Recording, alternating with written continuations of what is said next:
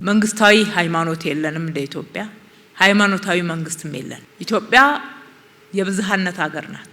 እኩል የምንመለከትበት እንጂ ለአንድ እምነት በተለየ ሁኔታ አድሎ የምናደርግበት ለሌላው እምነት ደግሞ ሩቅ የምንሆንበት የአሰራር ሁኔታን አንከተልም። ሁሉንም እንደየእሴቶቻቸው ደግሞ ማገልገል። ይሄ ማለት ማዳላት ማለት አይደለም። ለሀገራችን ስለማይጠቅም፣ ለቤተ እምነቶች ስለማይጠቅም፣ ለተቋማት ስለማይጠቅም፣ ስለማይገነባን እኩል መታገል አለብን።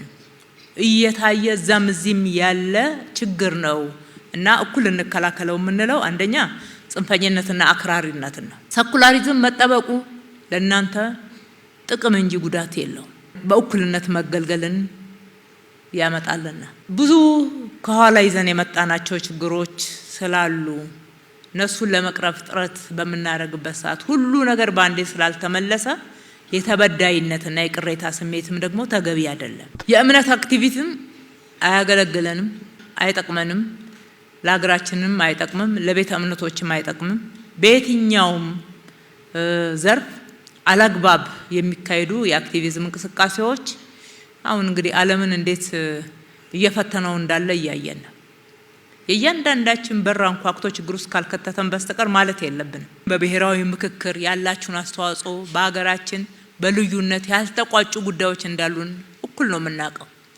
እነኚህ አጀንዳ ሆነው ለባዳም ለባንዳም እድል እንዲሰጡ አንሻ።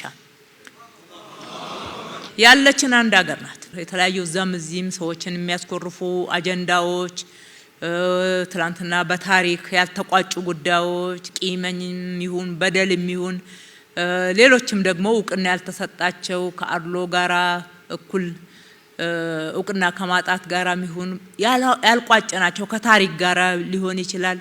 የኛው ጉዳዮች ናቸው። ሌላ ማንም አይመጣበትም። እኛው ተመካክረን የሚበጀንን በጋራ እንወስናለን።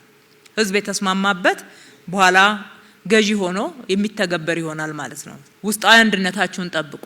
እኛ ለልማት በጋራ የሚሰለፍ ኃይል ስነ ምግባርን በደንብ የሚያስተምር ዜጎችን የሚያንጽ ፈጣሪን እንዲፈራ የሚያበቃ መልካም ነገሮች ሰብአዊነት ወደ ትውልዱ እንዲሸጋገር የሚያደርግ የእምነት ተቋም በየትኛውም እምነት ውስጥ ይሄ አስተምሮ የጋራ ስለሆነ ይሄ ከፍ እንዲል ነው የምንፈልገው።